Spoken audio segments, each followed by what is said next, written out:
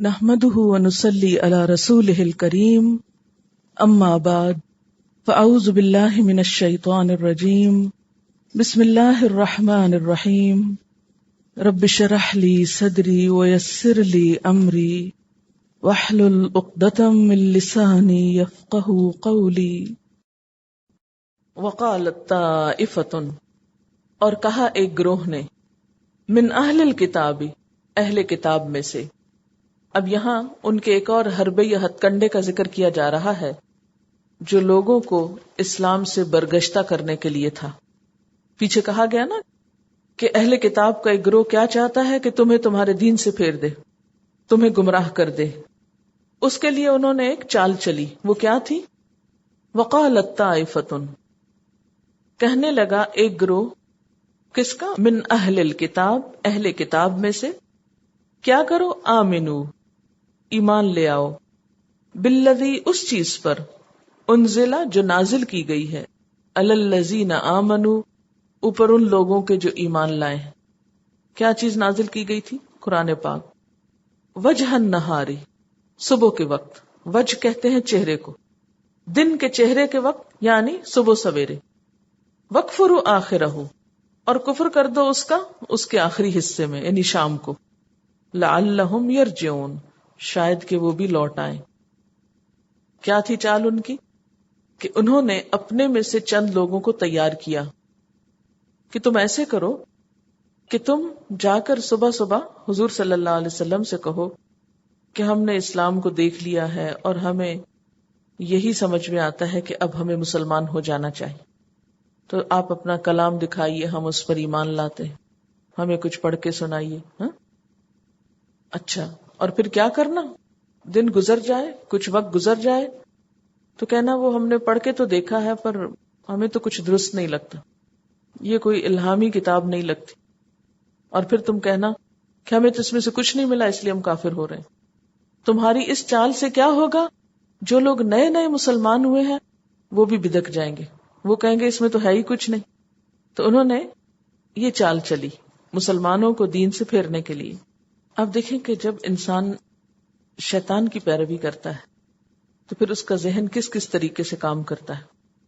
ایسی حرکت وہی کرتا ہے جس کے دل میں نہ خدا کا خوف ہو، نہ مرنے کا خوف ہو، اور نہ کہیں حساب کتاب کا خوف ہو۔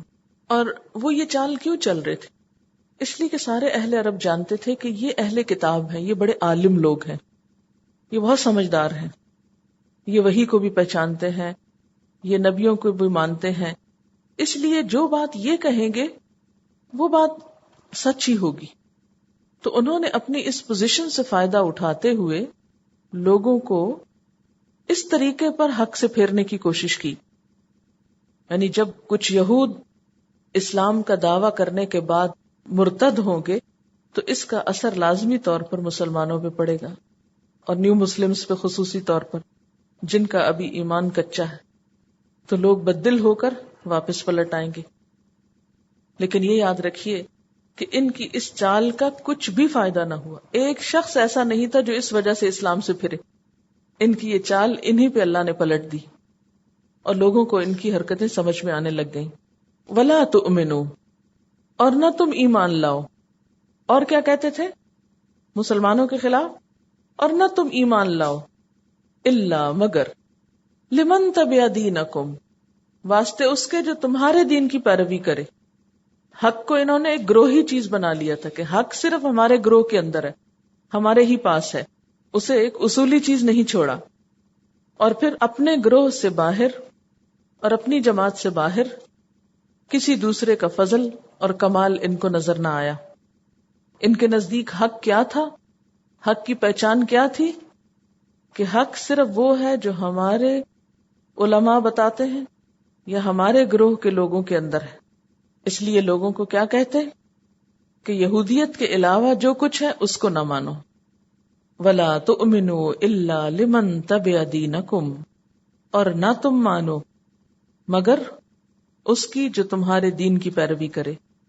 جیسے پیچھے بھی آپ پڑھ چکے نا سورۃ البقرہ میں آیت نمبر 120 میں، وَلَن تَرْضَىٰ عَنْكَ الْيَهُودُ وَلَا النَّصَارَىٰ حَتَّىٰ تَتَّبِعَ مِلَّتَهُمْ، یہود و نصارہ تم سے ہرگز راضی نہ ہوں گے یہاں تک کہ تم ان کے طریقے کی پیروی کرو. اس وقت بھی اللہ تعالیٰ نے کیا فرمایا تھا؟ اس کے بعد میں کیا تھا؟ قل ان ھدی اللہ ھو الھدی. یہاں بھی یہی فرمایا قل ان الھدی ھدی اللہ. کہہ دیجئے کہ ہدایت تو اصل میں اللہ کی ہدایت ہے. ہدایت نہ کسی انسان کے ہاتھ میں ہے یا قبضے میں، نہ کسی گروہ کے قبضے میں ہے. ہدایت کا سورس، ہدایت کا ذریعہ تو اللہ کی ذات ہے. اس میں ہمارے لیے کیا سبق ہے؟ ہمارے لیے بھی یہی سبق ہے کہ ہدایت کا تعلق تو اللہ کی ذات سے ہے. ان الہدی ھدی اللہ. ہدایت کسی انسان کی اجارہ داری نہیں، کسی خاص نام کے تحت نہیں، کسی خاص گروہ یا مسلک یا پارٹی میں نہیں، بلکہ ہدایت کس کی ہدایت ہے؟ اللہ کی ہدایت ہے. اگر کوئی شخص ہدایت چاہتا ہے تو اسے کیا کرنا چاہیے؟ نمبر 1، اللہ سے دعا کرنی چاہیے. کیا؟ اہدنا الصراط المستقیم، اللہ تو ہمیں سیدھا راستہ دکھا.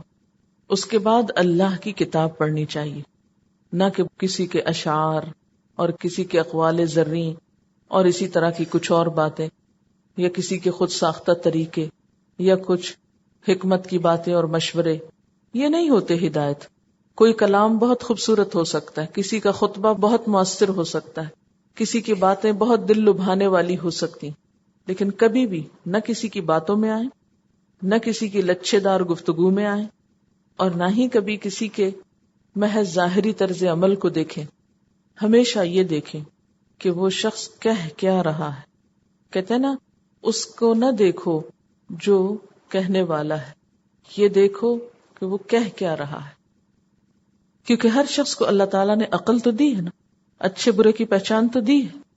تو ہمیں یہ چیز دیکھنے کی بجائے کہ کہنے والا کون ہے، کیا کہنے والے سے مجھے کوئی محبت ہے یا نہیں، یہ دیکھنا چاہیے کہ جو کچھ وہ کہہ رہا ہے اس کی بنیاد اور دلیل کیا ہے. تو علماء یہود اپنے فالوورز کو، عوام کو، جب وہ حضور صلی اللہ علیہ وسلم سے متاثر ہونے لگتے تو کیا تلقین کرتے؟ وَلَا تُؤْمِنُوا إِلَّا لِمَنْ تَبِعَ دِينَكُمْ. نہیں، کسی کو نہیں ماننا مگر اس کو جو تمہارے دین میں ہو. صرف اپنے گروہ کے علماء کی بات ماننی. قُلْ إِنَّ الْهُدَى هُدَى اللَّهِ. کہہ دیجئے نہیں، ہدایت تو دراصل اللہ کی ہدایت ہے. یہ بات وہ کیوں کہتے ہیں؟ یہ جو لفظ ان ہے نا، یہ عربی کا ایک قاعدہ ہے کہ ان سے پہلے کچھ محذوف ہوتا ہے. محذوف کا مطلب کیا ہے؟ کہ کوئی لفظ ڈراپ ہوا ہے، اور عام طور پر وہ مخافتن، یعنی اس خوف سے یہ لفظ ہوتا ہے. ان یؤتی احد مثل ما اوتیتم. انہیں خوف اس بات کا ہے کہ کہیں کسی اور کو بھی وہ پوزیشن نہ مل جائے جو تم کو ملی ہے، کسی اور کو وہ فضیلت نہ مل جائے جو تمہیں ملی، کسی اور کو وہ رتبہ اور مقام نہ مل جائے جو تمہیں عطا ہوا ہے. تو یہ جو قل ان الہدی ھدی اللہ جو ہے، اس کو اگر آپ بریکٹ میں تھوڑا سا ہلکا سا کر لیں، یا جملہ معترضہ کا جو نشان ہوتا ہے دو طرف سے ڈیش کا تھوڑا تھوڑا نشان، اور اس کو پیچھے سے ملا کر پڑھیں وَلَا تُؤْمِنُوا إِلَّا لِمَنْ تَبِعَ دِينَكُمْ أَن يُؤْتَىٰ أَحَدٌ مِثْلَ مَا أُوتِيتُمْ. مت مانو کسی کی بات مگر جو تمہارے دین کی پیروی کرتا ہے. کہیں ایسا نہ ہو کہ دوسرے کو بھی وہی مل جائے جو تمہیں ملا ہے. یعنی آج تمہارے گروہ کو شان و شوکت ملی، تم اہل کتاب کہلاتے ہو، تم علماء کہلاتے ہو. اگر تم نبی امی محمد صلی اللہ علیہ وسلم کے اوپر ایمان لے آئے، ان کی باتیں ماننے لگے، تو پھر تو علماء یہود کی ساری جو عزت ہے یا سارا جو مرتبہ اور وقار ہے وہ ماند پڑ جائے گا.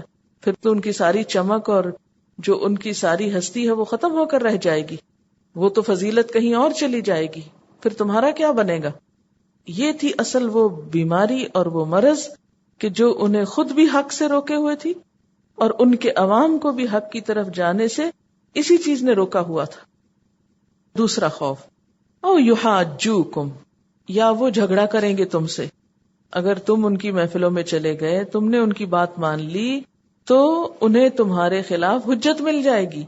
کہاں؟ عند ربکم، تمہارے رب کے نزدیک. یعنی ان کے دل میں چور تھا کہ کہیں اس طرح کا کوئی اعتراف قیامت کے دن انہی کے خلاف نہ پڑ جائے. پیچھے آپ پڑھ نہیں چکے ایک آیت، سورۃ البقرہ ہی کی آیت نمبر 76، وَإِذَا لَقُوا الَّذِينَ آمَنُوا قَالُوا آمَنَّا وَإِذَا خَلَا بَعْضُهُمْ إِلَىٰ بَعْضٍ قَالُوا أَتُحَدِّثُونَهُم بِمَا فَتَحَ اللَّهُ عَلَيْكُمْ. وہ روکتے تھے نا اپنے لوگوں کو حضور کی محفل میں جانے سے، حضور کے یا حضور کے فالوور سے ملاقات سے روکتے تھے کہ تم جا کے ان کو وہ خبریں دے آتے ہو کہ انہیں پتہ چل جائیں گی اور وہ ہمارے خلاف قیامت کے دن جا کے اللہ سے جھگڑا کریں گے. لِيُحَاجُّوكُمْ بِهِ عِندَ رَبِّكُمْ أَفَلَا تَعْقِلُونَ. تو اس پر اللہ تعالیٰ نے کیا فرمایا تھا کہ اللہ تو کھلی چھپی سب باتیں جانتا ہے. جو سازشیں تم بیٹھ کے کر رہے ہو، کیا یہ اللہ کو پتہ نہیں ہے؟ یہ تم کیسی احمقانہ بات کر رہے ہو کہ یہ لوگ قیامت کے دن تمہارے خلاف حجت قائم کریں گے. کیا اللہ تعالیٰ خود دیکھ نہیں رہا؟ قل ان الفضل بید اللہ. آپ کہہ دیجئے کہ فضل تو سارے کا سارا اللہ کے ہاتھ میں ہے. فضل سے مراد یہاں کیا ہے؟ نبوت، ہدایت. یؤتیہ من یشاء، دیتا ہے اس کو جسے بھی چاہتا ہے. یعنی تم جو ہدایت کے ٹھیکیدار بنے پھرتے ہو، تو یہ بتاؤ کہ یہ ہدایت تمہیں کہاں سے ملی؟ تمہیں کس نے دی تھی؟ تمہیں بھی تو اللہ نے دی تھی. اگر آج اللہ تعالیٰ تمہیں دینے کی بجائے حضور صلی اللہ علیہ وسلم کو دے رہا ہے یا امت مسلمہ کو یہ سب فضل دے رہا ہے، تو اس میں جلنے اور کڑنے اور حسد کرنے کی کیا بات؟ یہ تو اللہ کی مرضی، اللہ کی نعمت، جسے چاہے دے.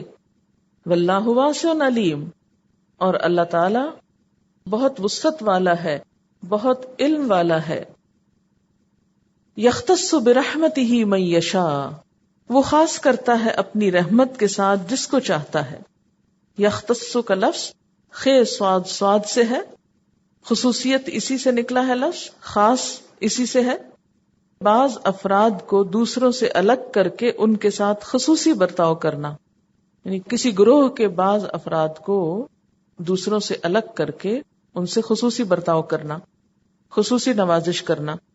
یعنی اللہ تعالی نے اولاد ابراہیم میں سے بنی اسرائیل کو چھوڑ کر اب بنی اسماعیل کے ساتھ خصوصی برتاؤ کیا ہے.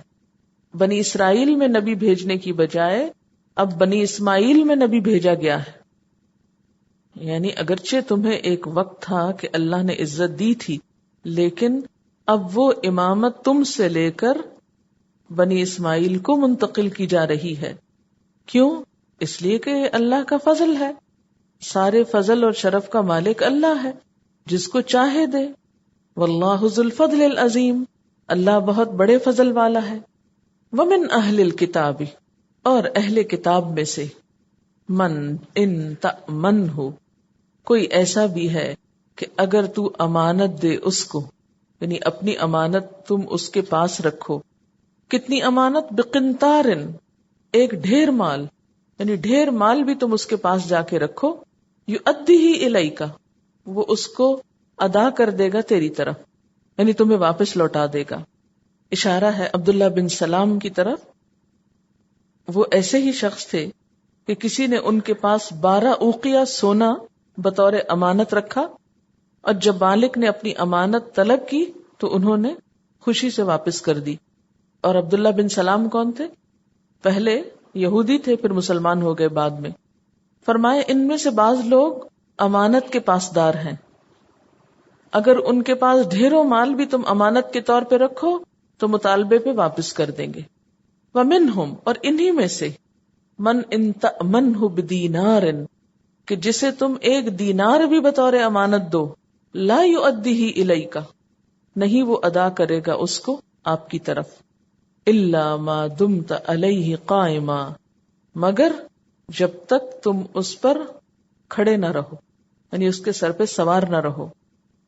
اس کے بارے میں بھی روایت آتی ہے کہ ان میں سے بعض لوگوں کے پاس امانت رکھی گئی اور انہوں نے اس کو واپس نہیں کیا. تو ان کی حرکات کا ذکر کرتے ہوئے اللہ تعالیٰ فرماتے ہیں کہ ان میں سے بعض ایسے ہیں کہ اگر ان کے پاس 1 دینار بھی رکھو تو واپس نہ کریں گے. کیوں؟ ذالک، یہ بات اس لیے کہ بأنہم قالوا، وہ کہتے ہیں لیس علینا، نہیں ہے ہم پر، فی الامیین، امی لوگوں کے بارے میں، سبیل، کوئی مواخذہ. امی لوگوں کے بارے میں ہم سے نہیں پوچھ گچھ ہوگی کہ ہم نے ان کے ساتھ کیا معاملہ کیا. امی سے مراد یہاں کون ہے؟ اہل عرب. عبداللہ بن سلام کے مقابلے میں ایک یہودی فحاس نامی تھا، فے ہے الف صاد. کسی نے ایک اشرفی اس کے پاس امانت رکھی ہوئی تھی. جب اس نے اس سے امانت طلب کی تو وہ مکر گیا کہ میں نہیں دیتا. ان کے علماء نے ان کو فتویٰ دے رکھا تھا کہ ہمیں آپس میں تو ایک دوسرے کے ساتھ فیئر ڈیلنگ کرنی چاہیے، لیکن جو شخص یہودی نہ ہو بلکہ امی ہو، اہل عرب میں سے ہو، ان کے ساتھ جیسا چاہے سلوک کریں، کیونکہ وہ ہمارے دین پر نہیں. وَيَقُولُونَ عَلَى اللَّهِ الْكَذِبَ، اور وہ اللہ کے بارے میں جھوٹ کہتے ہیں. وَهُمْ يَعْلَمُونَ، حالانکہ وہ سب جانتے ہیں. اللہ کے بارے میں کیوں جھوٹ کہتے ہیں، اور اللہ کے بارے میں جھوٹ کہنے کی بات یہاں کہاں سے آ گئی؟ ان کے علماء نے ان کو یہ بات دین کا حصہ بنا کر بتائی تھی کہ ہمارے دین میں یہی کچھ ہم کو سکھایا گیا ہے. نبی صلی اللہ علیہ وسلم نے فرمایا، اللہ کے دشمنوں نے جھوٹ کہا، زمانہ جاہلیت کی تمام چیزیں میرے قدموں تلے ہیں سوائے امانت کے کہ وہ ہر صورت میں ادا کی جائے گی، چاہے وہ کسی نیکوکار کی ہو یا بدکار کی. یعنی اگر کوئی شخص آپ کے پاس امانت رکھواتا ہے، بھلے وہ نیک ہے یا بد ہے، آپ کو اس کی امانت واپس کرنی ہے. آپ یہ کہہ کے کہ وہ شخص بہت خراب ہے، بہت فریبی ہے، اس لیے اس کی چیز واپس نہ لوٹائی جائے، تو یہ بات درست نہ ہوگی. یعنی ان کی اس خرابی کی بنیادی وجہ ان کے فقہا کا وہ فتویٰ تھا کہ جس کی روح سے انہوں نے اپنے عوام کے لیے غیر اہل کتاب یا غیر یہود سے سود لینا جائز قرار دے رکھا تھا، یا اسی طرح غیر اہل کتاب کے مال کو ہڑپ کر جانا، دھوکے فریب سے لے لینا اور واپس نہ لوٹانا یا امانتوں کو نہ لوٹانا جائز قرار دے رکھا تھا. اور اس کا جواز وہ اپنی کتابوں میں بھی لکھ چکے تھے. تلمود میں کہا گیا کہ اگر اسرائیلی کا بیل کسی غیر اسرائیلی کے بیل کو زخمی کر دے تو اس پر کوئی تاوان نہیں. یعنی اگر اسرائیلی کا بیل غیر اسرائیلی کے بیل کو مار دے تو کچھ بھی نہیں اس سے بدلہ لیا جائے گا، مگر غیر اسرائیلی کا بیل اگر اسرائیلی کے بیل کو زخمی کر دے تو اس پر تاوان ہے. نیز اگر کسی کو کوئی گری پڑی چیز ملے تو اسے دیکھنا چاہیے کہ گرد و پیش آبادی کس کی ہے. اگر اسرائیلیوں کی ہے تو اعلان کرنا چاہیے، اگر غیر اسرائیلیوں کی ہو تو اسے بلا اعلان وہ چیز رکھ لینی چاہیے. وہ ہم سے تھوڑے سے اچھے تھے، وہ اپنوں میں ضرور اعلان کرتے تھے، غیروں میں نہیں کرتے تھے. ہم نے تو اپنوں میں بھی کرنا چھوڑ دیا، اور اپنے اس من گھڑت خیال کو وہ اللہ کے نام پہ منسوب کرتے تھے کہ ہمارے دین کا حصہ ہے یہ بات. اسی لیے اللہ تعالیٰ کیا فرماتے ہیں کہ انہوں نے اللہ پہ جھوٹ باندھا ہے. وَيَقُولُونَ عَلَى اللَّهِ الْكَذِبَ وَهُمْ يَعْلَمُونَ، اور ان کو پتہ بھی ہے کہ یہ جھوٹ کہہ رہے ہیں لیکن پھر بھی کرتے چلے جا رہے ہیں. لیکن ایک بات یاد رکھیے، ان میں سے سب لوگ برابر نہ تھے. آپ دیکھیں کہ کچھ لوگ پھر بھی ایمان پر قائم تھے، جس طرح عبداللہ بن سلام کی بات کی گئی کہ ان میں سے بعض تو اچھے بھی ہیں جو امانت ادا کر دیتے ہیں. اس سے ایک بات یہ بھی پتہ چلتی ہے کہ اللہ تعالیٰ کس قدر انصاف پسند ہے. اگر پورے خراب گروہ کے اندر ایک شخص بھی اچھا ہے یا چند لوگ بھی اچھے تو ان کی صفت بھی بیان کی گئی. لیکن ہم مسلمانوں کے اندر کس قدر تعصب بھر گیا ہے کہ اپنے علاوہ اپنے گروہ اور اپنی برادری اور اپنی نسل اور اپنے من پسند لوگوں کے علاوہ دوسرا کتنا بھی بڑا کوئی اچھا کام کرے ہم اس کی اچھائی کو ماننے کو تیار ہی نہیں. تو اسلام تعصب اور تنگ نظری سے کام نہیں لیتا، بلکہ کھلے دل سے مخالف کی خوبیوں کا ذکر بھی کرتا ہے. ہمارا حال کیا ہے؟ اگر کسی شخص سے اختلاف ہو گیا اس کی اچھائیاں بھی برائیاں بن گئی، اور جس شخص سے پیار ہو گیا اس کی خامیاں اور خرابیاں بھی ہنر بن گئی. اس کو اندھی عقیدت کہتے ہیں. تو اسلام میں ایسا اندھا پن نہیں کہ آپ آنکھیں بند کر کے ہر چیز پر آمنا صدقنا کہتے چلے جائیں. اللہ تعالیٰ کیا فرماتے ہیں؟ بلا، کیوں نہیں، من اوفا بعہدہ، جس نے وفا کیا اپنا عہد، جس نے پورا کیا اپنا عہد، واتقا، اور تقوی اختیار کیا، فإن اللہ، تو بے شک اللہ تعالی، یحب المتقین، پسند کرتا ہے تقوی والوں کو. اللہ تعالیٰ کو کون لوگ پسند ہیں؟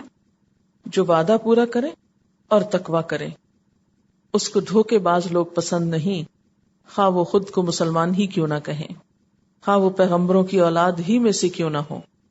اس کے برعکس ان الذین یشترون بعہد اللہ، وہ لوگ جو اللہ کے عہد کو بیچ ڈالتے ہیں، وایمانہم، اور اپنی قسموں کو بیچ ڈالتے ہیں، یعنی جھوٹی قسمیں کھاتے ہیں، ثمنا قلیلا، تھوڑی قیمت کے عوض، اولئک لا خلاق لہم فی الآخرہ، ایسے لوگوں کے لیے آخرت میں کوئی حصہ نہیں، ولا یکلمہم اللہ، اور اللہ ان سے کلام نہ کرے گا، ولا ینظر الیہم یوم القیامہ، اور قیامت کے دن ان کی طرف نظر اٹھا کے نہ دیکھے گا، ولا یزکیہم، اور ان کو پاک نہ کرے گا، ولہم عذاب علیم، اور ان کے لیے دردناک عذاب ہے۔ اشعث بن قیس کہتے ہیں کہ یہ آیت میرے حق میں اتری۔ میرے چچا زاد بھائی کی زمین میں میرا کنواں تھا، آپ نے مجھ سے فرمایا کہ گواہ لاؤ ورنہ اس سے قسم لے لو۔ میں نے عرض کیا اللہ کے رسول صلی اللہ علیہ وسلم، وہ تو قسم کھا جائے گا۔ آپ نے فرمایا جو شخص کسی مسلمان کا مال مار لینے کی نیت سے خواہ جھوٹی قسم کھائے تو جب وہ اللہ سے ملے گا اللہ تعالیٰ اس پر غضبناک ہوں گے۔ یعنی جو لوگ اللہ سے کیے ہوئے عہد کو توڑتے ہیں اور جھوٹی قسمیں کھاتے ہیں وہ قیامت کے دن بدترین حال میں ہوں گے۔ ایک اور حدیث ہے، حضرت عبداللہ بن اوفا سے روایت ہے کہ ایک شخص نے بازار میں اپنا مال رکھا اور ایک مسلمان کو پھانسنے کے لیے جھوٹی قسم کھا کر کہنے لگا کہ مجھے اس مال کی اتنی قیمت ملتی تھی، حالانکہ بات غلط تھی۔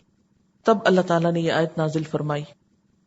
اسی طرح غلط فتوے دے کر، غلط تعویلیں کر کے، اللہ کی کتاب میں تحریف کر کے، ان چیزوں کے عوض مال وصول کرنا، یعنی لوگوں کو خوش کرنے کے لیے اللہ کی کتاب کو ڈسٹارٹ کرنا، منمانے مطلب نکالنا اور اس سے شہرت پانا اور واہ واہ لینا، یہ سب ایسے کام ہیں کہ جس پر بددیانتی کا اطلاق ہوتا ہے، اور ایسی بددیانتی کا انجام بہت سخت ہے۔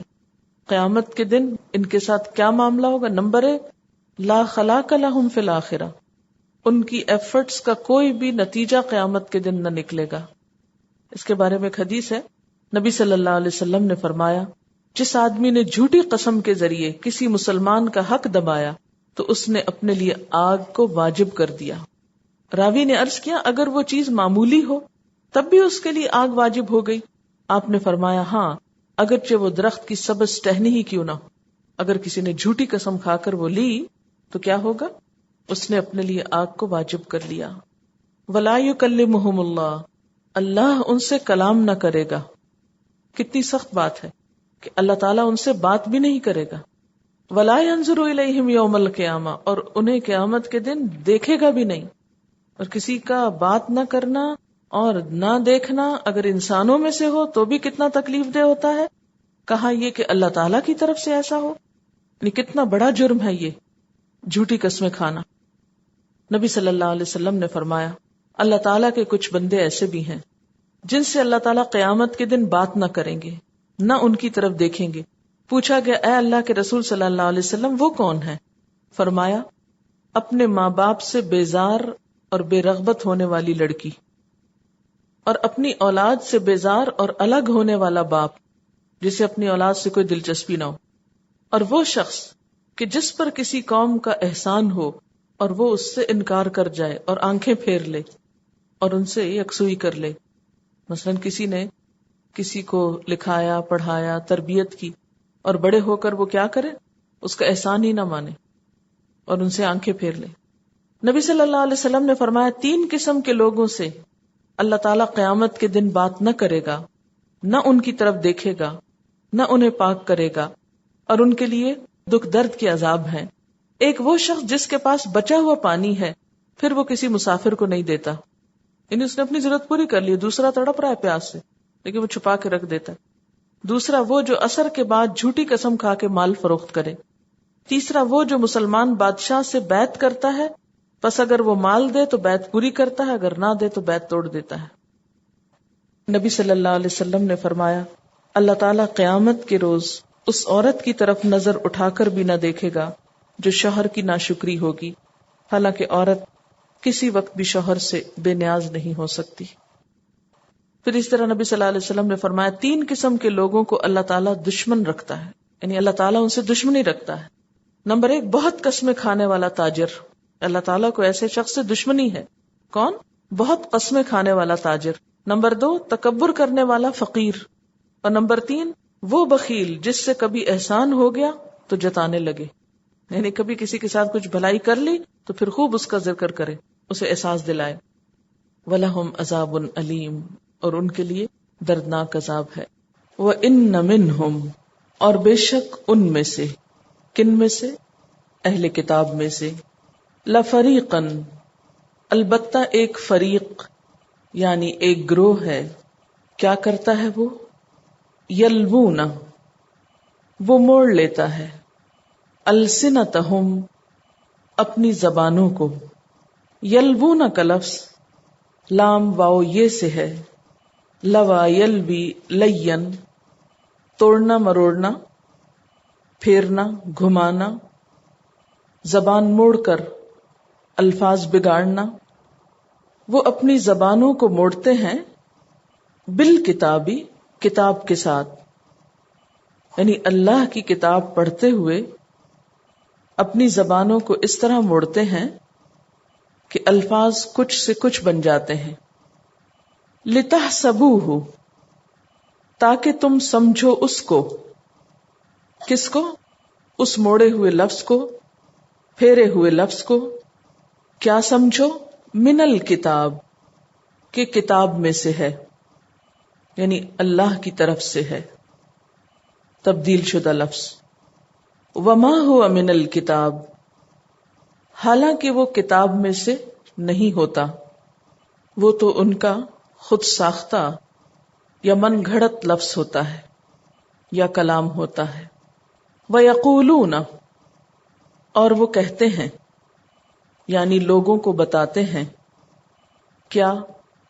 ہوا وہ، یعنی گھڑا ہوا کلام، من عند اللہ، اللہ کی طرف سے ہے، وما ہوا، حالانکہ نہیں وہ، من عند اللہ، اللہ کی طرف سے، وَيَقُولُونَ، اور وہ کہتے ہیں، علی اللہ، اللہ پر، کیا؟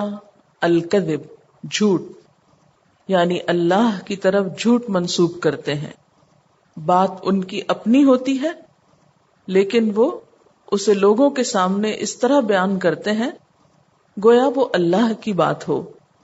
وَهُمْ يَعْلَمُونَ، اور ایسا لا علمی میں نہیں ہوتا، بے خبری میں نہیں ہوتا، انجانے میں نہیں ہوتا، بلکہ جان بوجھ کے وہ ایسا کرتے ہیں، وہ جانتے ہوتے ہیں کہ وہ کیا کر رہے ہیں۔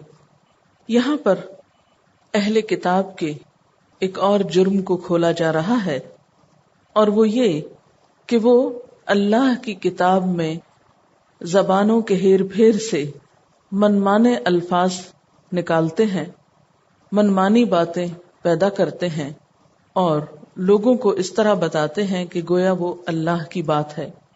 اس کی ایک مثال تو آپ پیچھے بھی پڑھ چکے ہیں کہ ان لوگوں نے رائنا کو رائنا کر دیا۔ رائنا کا مطلب کیا تھا؟ ہماری رعایت کیجیے، اور رائنا کا مطلب کیا بن گیا؟ ہمارا چرواہا، ہمارا گڈریا۔ اسی طرح احادیث سے پتہ چلتا ہے کہ یہ بسا اوقات مسلمانوں کو السلام علیکم کہنے کی بجائے کہا کرتے تھے السلام علیکم۔ سام کا مطلب ہے موت، سلام کا مطلب ہے سلامتی، اور زبان کے ہیر پھیر سے اسے سام بنا دیا، جس کا معنی بالکل بدل کر رہ گیا۔ پھر اسی طرح کچھ اور مثالیں بھی ملتی ہیں، مثلا حضرت ابراہیم علیہ السلام کے بیٹے کی قربانی کے واقعے میں جہاں یہود نے اور بہت سی تبدیلیاں کی، وہاں لفظ مروہ کو بھی بدل دیا۔ اللہ تعالیٰ نے حضرت ابراہیم علیہ السلام کو مروہ کے مقام پر قربانی کا حکم دیا تھا، انہوں نے اس کو موریا اور مریا بنا دیا، اور یہ اس وجہ سے تھا تاکہ حضرت ابراہیم علیہ السلام کا رشتہ مکہ سے کاٹ دیا جائے، اور یہ ثابت کیا جائے کہ یہ جگہ بیت المقدس کے قریب کوئی مقام ہے، اس کا نام ہے، اور ابراہیم علیہ السلام کبھی مکہ گئے ہی نہیں اور نہ ہی کبھی مروہ کے آس پاس گئے ہیں۔ اہل کتاب ایسا کیوں کرتے تھے؟ یہ طریقہ ان کا دراصل ایک ہیلا یا چارہ تھا، یا ایک ایسی تدبیر تھی کہ جس کے ذریعے وہ اللہ تعالی کی طرف سے آئی ہوئی ذمہ داریوں اور پابندیوں سے فرار حاصل کر سکیں. یعنی اللہ تعالیٰ نے جو احکامات ان کو دیے، ان احکامات سے بچ نکلنے کی راہیں تلاش کرتے تھے، الفاظ کو توڑ موڑ کے ان میں تبدیلی کر کے اصل حکم میں تبدیلی کرنا چاہتے تھے تاکہ یہ اللہ کی بات نہ مانے، اور بسا اوقات دین کو اپنی مرضی اور اپنی خواہشات کے مطابق موڑنا چاہتے تھے. وآخر دعوانا ان الحمد للہ رب العالمین. سبحانک اللہم وبحمدک نشہد ان لا الہ الا انت نستغفرک ونتوب الیک. والسلام علیکم ورحمۃ اللہ وبرکاتہ.